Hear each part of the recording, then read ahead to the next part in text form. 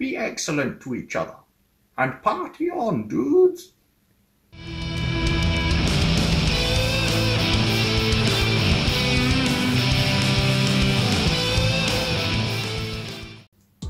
Hi, my name's June. Welcome to another review video on my channel. Feel a bit silly right now actually. When I did my review on Bill and Ted's Excellent Adventure, afterwards I checked again to see if and when Bill and Ted Face the Music finally comes out in Vienna, and I discovered that the film had actually already been out. Turns out it was only available in Austria for one single day. And that was it. I didn't even see it publicised anywhere. I completely missed it. So, yeah, it's my own fault, I suppose.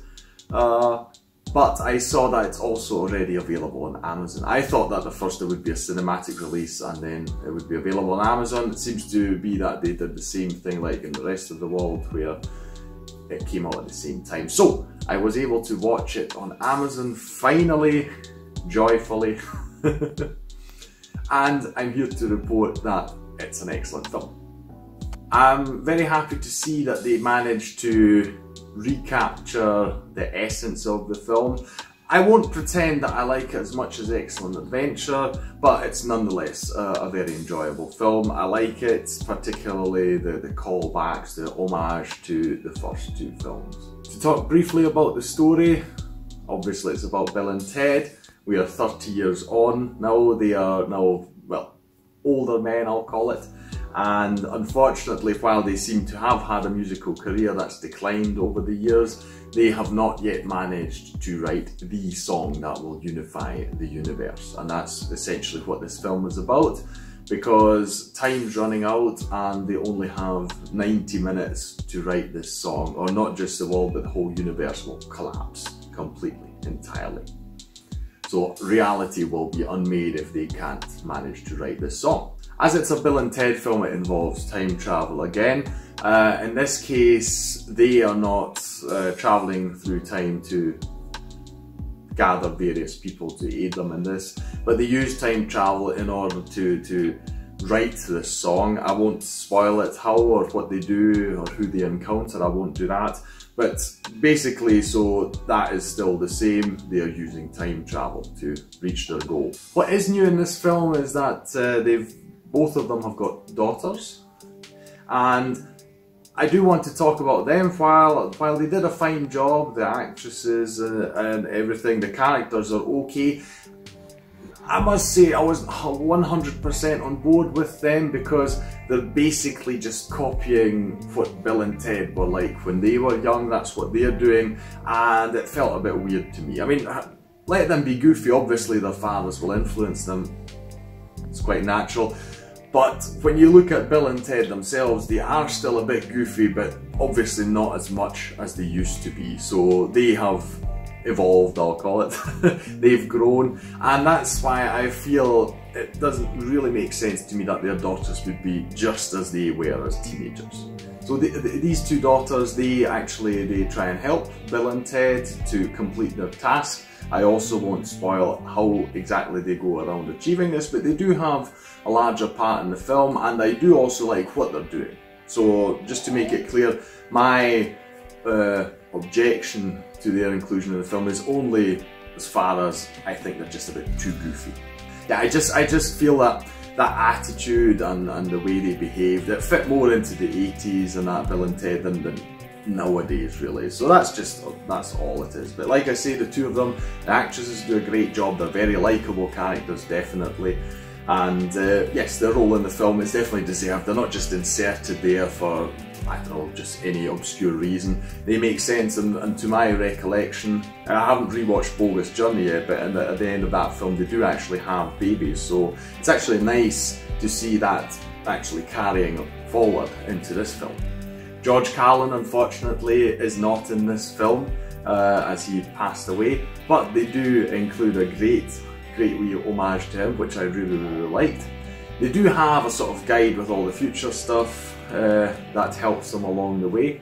And it's talking about the future stuff. It's really weird because they do travel to the future and you see the society there and everything. And it generally is really, really weird to see a Bill and Ted film with such good computer graphics. So you've got some CGI going on. The effects are fine. And like I say, that is rather strange to see a Bill and Ted film with such high production values. It's like with the original, it's a rather short film, so it's only 90 minutes, so it's exactly the same runtime as Excellent Adventure. Not quite as much as with Excellent Adventure, but I do feel that they could have maybe, I don't know, used a good extra 10 to 15 minutes. Maybe because I was just enjoying it so much, I didn't really want it to end. There are two villains in this film, I'll call them. Which I particularly liked. It made the whole thing really, really funny. And the interactions there were fabulous. You've got famous people popping up, and their inclusion is really funny too. Keanu Reeves and Alex Winter, they still have a great chemistry, so that's carried on throughout all the years. And as I mentioned before, I like how they show that Bill and Ted, they have grown, so while they still talk a bit like they used to, it's not the same. I mean, obviously, I suppose they're supposed to be in their 50s, just like the real actors. And yeah, you won't stay like that for the rest of your life. But they've still got this naivete about them. They've still got this great positive attitude, although one of the things is Ted at least seems to have grown a bit pessimistic over the years. There's also an issue with their wives. I love that they pop up again as well. And the relationship doesn't seem to be going that well because they've had this huge stress of them having to write this song over the years. And I like how that's approached as well, because that makes sense. It's really inserted into the film in a great way, and they do a lot with it, so I like that. So you've got all these things that are taken from the previous films, and they use them really well. It's basically like they're trying to tie up loose threads well, I mean, they're not exactly loose, but you get what I'm saying. So they take a lot of things from past films and make sure that they're not forgotten. You have some great music in this film as well, which I enjoyed particularly. I was actually a bit disappointed because I saw on the soundtrack there are several bands I really like, one of them being Mastodon, and they're only short snippets that are used in the film, so as a fan of the music of these bands, I was a bit disappointed to not really hear all these songs. I'll have to check them out later on, listen to the full soundtrack. But generally speaking, the music's still great. The whole thing's a lot of fun. So, while yes, it does not reach Excellent Adventure, that's not a problem because this film in its own right is a lot of fun, still a great film. Like I say, great continuation of the story. Again, a film that at the end just makes you feel really good about yourself and your life, and delivers a great positive attitude. So I fully recommend that you watch this film, particularly of course if you're a fan of the first two, but you don't have to be. It's not like you have to watch them first to get this film, not at all.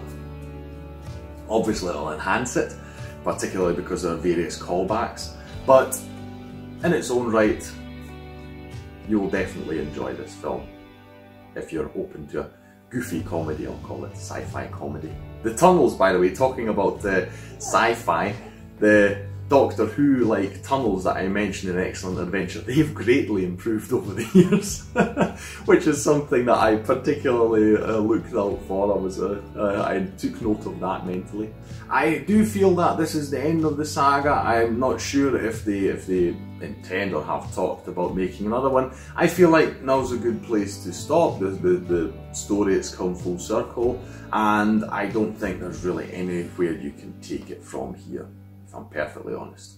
One last funny note is something that I noticed, obviously because I'm fluent in German. There's one character that they have in the film who talks German, and I'm a real big fan nowadays of when foreign languages are used in a film, that they seek out actors who are actually native, or at least are fluent in that tongue, because in decades past you could always hear that it's an American speaking German or something like that.